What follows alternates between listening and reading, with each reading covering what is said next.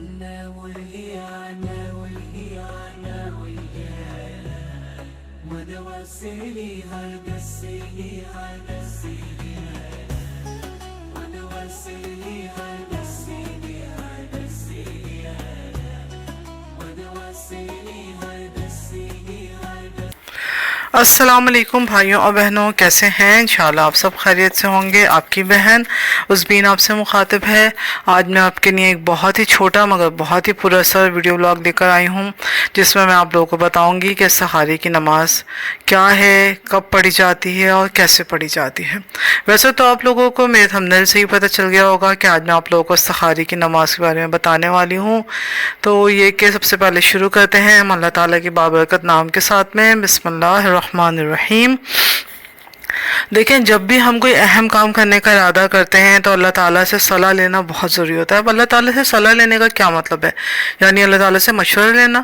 لیکن یہ ہم کیسے لے سکتے ہیں؟ بھئی ہم اپنے رشتہ داروں سے مشورہ کر لیتے ہیں، اپنے بہن بھائیوں سے، بیوی بچوں سے مشورہ کر سکتے ہیں، لیکن اللہ تعالیٰ سے مشورہ کیسے لیا جا سکتا ہے؟ اسی کو دراصل استخارہ کہا جاتا ہے کہ آپ اللہ تعالیٰ سے صلاح مشورہ کر لیں۔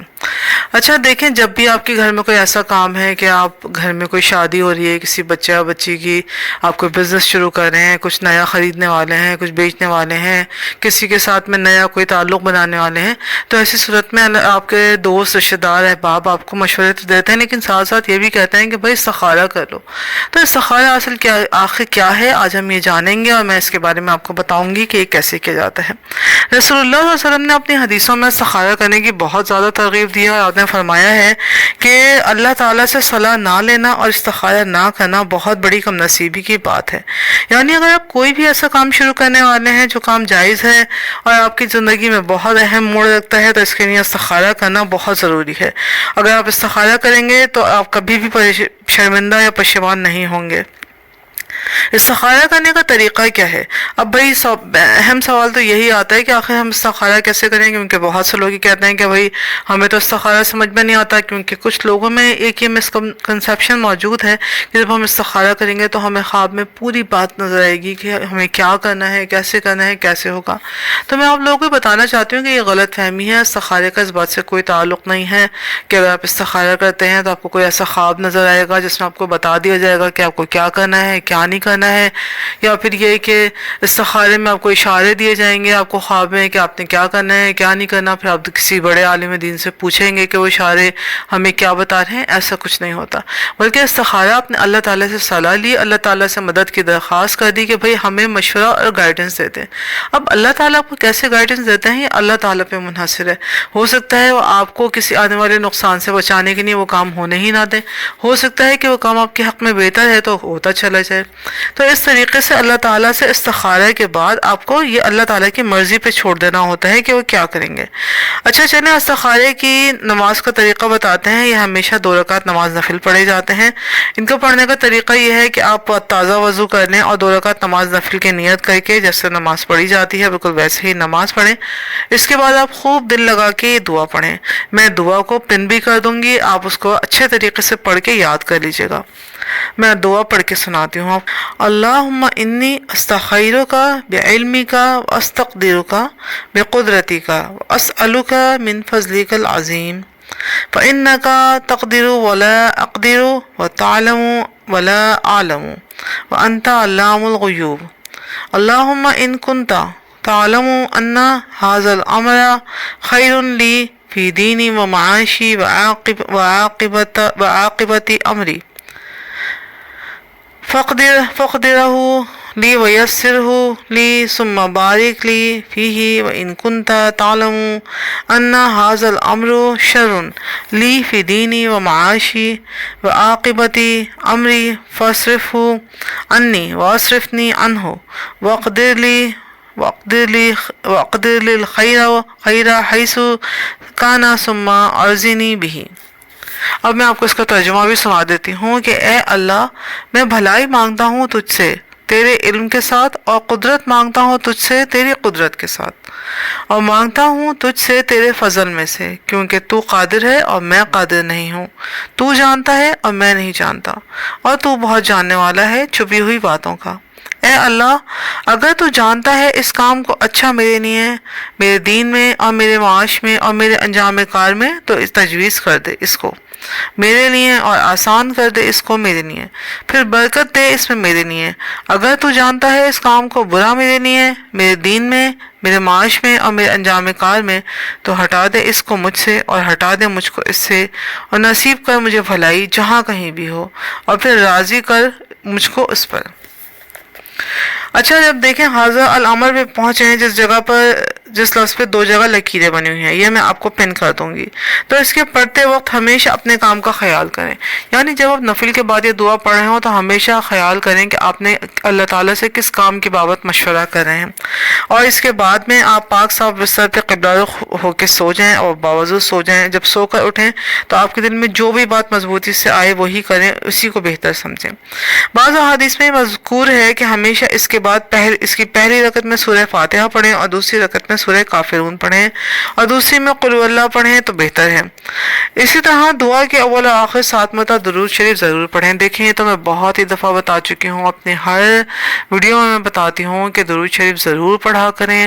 درود شریف کے بے تحاشا فوائد ہیں، یہ ہمارے پیارے رسول، ہمارے آقا رسول اللہ صلی اللہ علیہ وسلم کے پاس پہنچایا جاتا ہے، اور آپ بہت خوش ہوتے ہیں کہ میرا یہ بندہ، میرا یہ بندی مجھ پہ درود شریف پڑھ کے بھیج رہے ہیں۔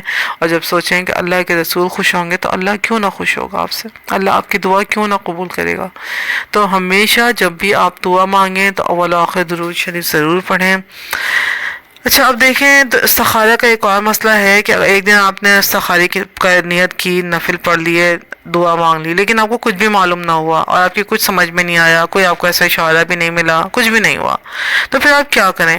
تو اس کے لیے کہا جاتا ہے کہ اگر آپ نے ایک دن کیا اور آپ کو سمجھ میں نہیں آ رہا، کوئی آپ فیصلہ نہیں کر پا رہے، تو آپ دوسرے دن پھر استخارہ کریں۔ اسی طرح سے آپ 7 دن تک کریں تو انشاءاللہ اللہ کی طرف سے آپ کے لیے جو بھی اچھائی یا برائی ہوگی، خیر یا شر چھپا ہوگا، وہ ظاہر ہو جائے گا۔ اسی طرح ایک اور مسئلہ یہ آتا ہے کہ اگر کوئی شخص ایسا ہو جسے استخارہ کرنا نہیں آتا، جسے یہ دعا یاد نہیں ہے، جو یہ دعا نہیں پڑھ سکتا، تو وہ کیا کرے؟ کیا وہ کسی اور سے استخارہ کرا سکتا ہے، یا پھر یہ کہ خود ہی استخارہ کرنا بہت ضروری ہے؟ تو اس کا حل یہ ہے کہ آپ دوسرے سے استخارہ کروا سکتے ہیں، کسی ایسے سے جسے یہ دعا پڑھنی آتی ہو، جو آپ کے لیے ہمدردی رکھتا ہو دل میں، جو آپ کے لیے دل سے دعا مانگے اور اللہ تعالیٰ سے آپ کے لیے مدد اور بہتری مانگے، اس سے آپ استخارہ ضرور کرا لیں۔ اس کے علاوہ ایک اور مسئلہ یہ ہوتا ہے کہ اگر آدمی نماز نہ پڑھ سکے تو دعا ہی سے استخارہ کرے۔ یعنی اگر کوئی خاتون ایسی حالت میں ہے کہ وہ نماز نہیں پڑھ سکتی، اس وقت نماز کی ان کو اجازت نہیں ہے، تو وہ کیا کریں؟ کیا وہ استخارہ نہ کریں؟ یا اگر کوئی آدمی بھی ایسی ناپاکی کی حالت میں ہے کہ وہ اس وقت نماز نہیں پڑھ سکتا، تو کیا وہ اس وقت استخارہ بالکل نہیں کر سکتے؟ تو بھئی ایسا ہے کہ اگر آپ نماز نہیں پڑھ سکتے تو تب بھی آپ استخارے کی دعا تو پڑھ ہی سکتے ہیں۔ استخارے کی دعا یہ ہے، سبحانک لا علم لنا الا ما علمتنا انک انت العلیم الحکیم۔ اور بعد نماز عشاء اپنے آپ کو یکسو کر کے اللہ تعالیٰ سے دعا مانگیں۔ اس کے بعد میں آپ درود شریف پڑھ لیں، کیونکہ آپ ہر حالت میں درود شریف تو ضرور ہی پڑھ سکتے ہیں، اور اس کے بعد میں سو جائیں اور اللہ سے امید رکھیں کہ اللہ تعالیٰ آپ کے لیے بہتری کرے گا اور آپ کے دل میں جو بھی بہتر خیال ہے وہ ضرور ڈال دے گا۔ تو دیکھیں یہ استخارے کی نماز تھی، بہت سیدھی سی نماز ہوتی ہے، 2 رکعت نماز نفل تھے، اور یہ کہ ان کے بعد میں دعا تھی، اور دعا کر کے آپ نے سو جانا ہے اور اللہ سے بہتری کی دعا کرنا ہے اور امید رکھنی ہے کہ اللہ آپ کے جس کام کے لیے آپ استخارے کی نماز پڑھیں اس میں بہتری اور آسانی ڈال دیں گے۔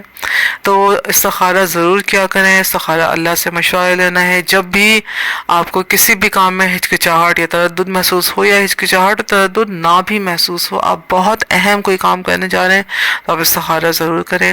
یہ ہم نے اپنے تجربے سے بھی یہ بات بولی ہے، کیونکہ ہم نے جب بھی استخارہ کیا ہے تو ناکامی نہیں ہوئی، اللہ تعالیٰ نے بہتری کی۔